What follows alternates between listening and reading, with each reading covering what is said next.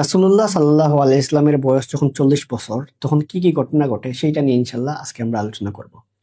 আমরা জানি রাসূলুল্লাহ সাল্লাল্লাহু আলাইহি ওয়াসাল্লাম 40 বছর বয়সে নবুয়ত লাভ করেন। 40 বছর বয়সে নবুয়ত লাভ করলেও রাসূলুল্লাহ সাল্লাল্লাহু আলাইহি ওয়াসাল্লাম এর 6 মাস আগ থেকে উনি সত্য স্বপ্ন দেখতেন। সত্য স্বপ্ন হলো রাসূলুল্লাহ সাল্লাল্লাহু আলাইহি ওয়াসাল্লাম রাতের বেলা যে স্বপ্ন দেখতেন, সকাল হলে দেখতে সেই স্বপ্নটা বাস্তবায়ন হয়। রাতের বেলা হয়তো উনি এমন একটা ঘটনা দেখতেন, সকাল হলে দেখতেন সেই ঘটনাটা এইরকম হুবহু সেই রকম ঘটনা ঘটতেছে। তার মানে এটাই হলো সত্য স্বপ্ন।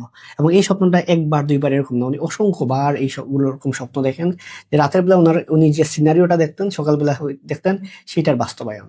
রাসূলুল্লাহ সাল্লাল্লাহু আলাইহি ওয়াসাল্লাম এইরকম একটা দিন যখন উনি হেরা গুহায় ছিলেন, হেরা গুহার থাকা অবস্থায় উনার কাছে জিব্রাইল আলাইহিস সালাম আসেন এবং উনাকে ইকরা পড়তে বলেন। তো জিব্রাইল আলাইহিস সালাম উনাকে কয়েকবার পড়তে বলেন, কিন্তু রাসূলুল্লাহ সাল্লাল্লাহু আলাইহি ওয়াসাল্লামের কাছে সেই অভিজ্ঞতাটা আসলে একটা ভয়ঙ্কর একটা অভিজ্ঞতা এবং উনি ওই মুহূর্তে একটু ভয়ও পান। সেটা আমরা পরবর্তী যে রাসূলুল্লাহ সাল্লাল্লাহু আলাইহি ওয়াসাল্লাম যে রিঅ্যাকশন গুলা করেন, পরবর্তীতে উনি ওনার ওয়াইফ খাদিজা রাদিয়াল্লাহু আনহার কাছে যে যান, এই ঘটনা থেকে আমরা দেখতে পাই যে ওই সময়টা উনার কাছে কেমন ছিল।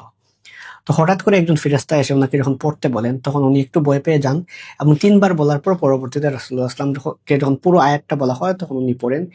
এবং সূরা আলাকের যে প্রথম ৫ টা আয়াত নাযিল হয়, এটা ছিল এমন একটা ঘটনা যে মানব ইতিহাসের সর্বশেষ যাকে আল্লাহ রাসূল হিসেবে প্রেরণ করেন তার নবুয়ত লাভটা এই ৪০ বছর বয়স থেকেই শুরু হয় এবং তখন আল্লাহর সর্বশেষ নবীকে এই নবুয়তটা দান করেন। ৪০ বছর বয়সে রাসূলুল্লাহ সাল্লাল্লাহু আলাইহি ওয়াসাল্লাম নবুয়ত লাভ করেন এবং নবুয়ত লাভ করার পর রাসূলুল্লাহ সাল্লাল্লাহু আলাইহি ওয়াসাল্লাম সোজা চলে যান ওনার ওয়াইফের কাছে, ওনার ঘরে।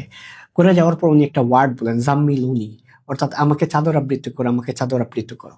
অর্থাৎ রাসূলুল্লাহ সাল্লাল্লাহু আলাইহি ওয়াসাল্লাম এই মুহূর্তে এতটা ভয় পেয়ে যান এমন ওই সময়ের ওই ইনসিডেন্টটার ফলে যে উনি ওনার ওয়াইফের কাছে গিয়ে বলেন, খাদিজা রাদিয়াল্লাহু আনহার কাছে গিয়ে বলেন আমাকে চাদর দ্বারা আবৃত করো।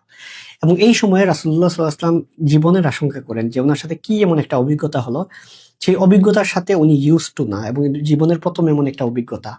এবং ওই সময়ের ওই কালচারে এরকম কেউ নবী হয় নাই, অর্থাৎ রাসূলুল্লাহ সাল্লাল্লাহু আলাইহি ওয়াসাল্লাম যে সময় ছিলেন ওই সময় কিন্তু আশেপাশে এরকম নবী হওয়ার ঘটনা কিন্তু নাই আশেপাশের হিস্ট্রিতে ওই সময়টাতে। তার মানে ওই সময়ের যে ঘটনার হিসাবে রাসূলুল্লাহ সাল্লাল্লাহু আলাইহি ওয়াসাল্লাম যে ভয় পাওয়াটা খুবই স্বাভাবিক ছিল এবং উনি ভয় পাওয়ার পর যে রিঅ্যাকশনটা করেন সেটাও খুব স্বাভাবিক ছিল। রাসূলুল্লাহ সাল্লাল্লাহু আলাইহি ওয়াসাল্লাম তার ওয়াইফ খাদিজা রাদিয়াল্লাহু আনহার কাছে যাওয়ার পর উনার জীবনের আশঙ্কা করেন যে আমার মনে হয় কিছু একটা আমার সাথে হয়ে গেছে। তখন খাদিজা রাদিয়াল্লাহু আনহা রাসূলুল্লাহ সাল্লাল্লাহু আলাইহি ওয়াসাল্লামকে সান্ত্বনা দেওয়ার পাশাপাশি এমন ৫ টা গুণ বলেন যে যেই মানুষের সাথে এইরকম গুণ আছে, যেই মানুষের এরকম গুণ আছে, সেই মানুষটার সাথে আল্লাহ কখনোই খারাপ বিহেভ করবেন না, আল্লাহ কখনো তাকে লাঞ্ছিত করবেন না, অপমান করবেন না। নিশ্চয়ই এটার মধ্যে ভালো কিছু আছে। অর্থাৎ খাদিজা রাদিয়াল্লাহু আনহা প্রথমে যখন রাসূলুল্লাহ সাল্লাল্লাহু আলাইহি ওয়াসাল্লামের এই অভিজ্ঞতাটা শোনার সাথে সাথে একজন ওয়াইফ হিসেবে পজিটিভলি রিঅ্যাক্ট করেন এবং রাসূলুল্লাহ সাল্লাল্লাহু আলাইহি ওয়াসাল্লামকে আশাবাদী হতে বলেন যে আল্লাহ নিশ্চয়ই আপনার সাথে খারাপ কিছু করবেন না। এটা করেই উনি শেষ করেন নাই। খাদিজা রাদিয়াল্লাহু আনহা উনি রাসূলুল্লাহ সাল্লাল্লাহু আলাইহি ওয়াসাল্লামকে নিয়ে যান ওয়ারাকা ইবনে নওফেল উনার কাছে।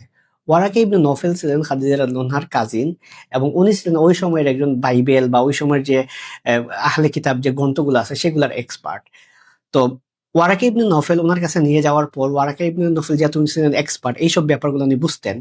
যাওয়ার পর ওয়ারাকা ইবনে নওফেলের কাছে রাসূলুল্লাহ সাল্লাল্লাহু আলাইহি ওয়াসাল্লাম পুরো ঘটনাটা খুলে বলেন যে আমার সাথে এইরকম ঘটনা ঘটে। ওয়ারাকা ইবনে নওফেল বলেন আপনার কাছে নামুস নামে একটা ফেরেশতা মনে হয় আসছিল, যে ফেরেশতাটা মুসা আলাইহিস সালামের কাছেও আসে।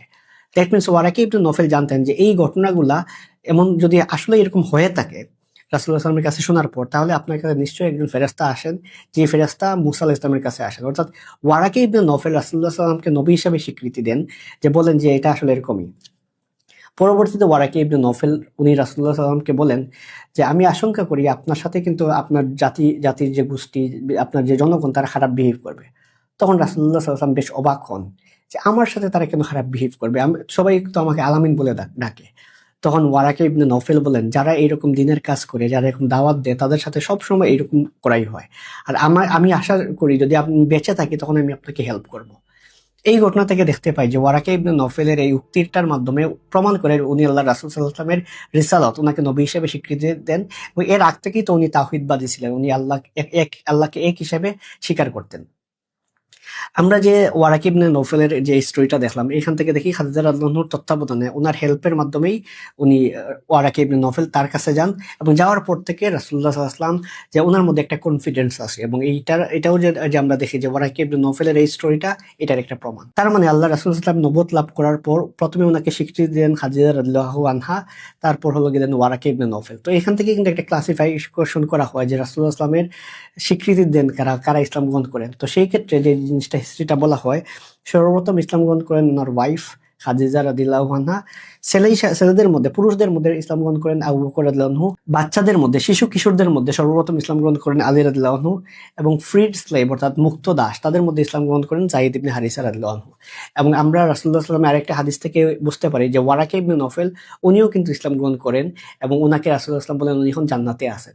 সেই ঘটনা থেকে আমরা দেখতে পাই ওয়ারাকা ইবনে নফেল উনিও কিন্তু মুসলিম ছিলেন, উনাকে কিন্তু সাহাবী বলা যায়।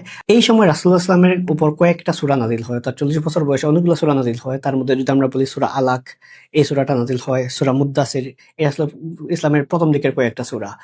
এবং এই সময় রাসূলুল্লাহ সাল্লাল্লাহু আলাইহি ওয়াসাল্লাম অনেকগুলা বিধান শেখেন, তার মধ্যে নামাজের বিধান, অজুর বিধান, এগুলা শেখেন। নামাজ 5 ওয়াক্ত ফরজ হয় পরবর্তী সময়ে, কিন্তু এই সময় নামাজ ছিল এবং রাসূলুল্লাহ সাল্লাল্লাহু আলাইহি ওয়াসাল্লাম নামাজ পড়েন। এবং সেই ঘটনাটা আমরা দেখি যে রাসূলুল্লাহ সাল্লাল্লাহু আলাইহি ওয়াসাল্লাম কাবা ঘরে গিয়ে নামাজ পড়েন, তার সাথে ছিলেন খাদিজা রাদিয়াল্লাহু আনহা, আলী রাদিয়াল্লাহু আনহু, এরকম সাহাবীদের সাথে নিয়ে রাসূলুল্লাহ সাল্লাল্লাহু আলাইহি ওয়াসাল্লাম নামাজ পড়েন। তার মানে আমরা যদি রাসূলুল্লাহ সাল্লাল্লাহু আলাইহি ওয়াসাল্লামের জীবনের 40তম বছর দেখি, সেই বছরে দেখি রাসূলুল্লাহ সাল্লাল্লাহু আলাইহি ওয়াসাল্লাম এই সময় নবুয়ত লাভ করেন। এবং এই সময়টাতে রাসূলুল্লাহ সাল্লাল্লাহু আলাইহি ওয়াসাল্লামের যে ওয়াইফ খাদিজা রাদিয়াল্লাহু আনহা থেকে শুরু করে অন্য সাহাবীরা এই সময় ইসলাম গ্রহণ করেন। এবং এই সময়টাতে রাসূলুল্লাহ সাল্লাল্লাহু আলাইহি ওয়াসাল্লামের উপর কয়েকটা সূরা নাযিল হয়।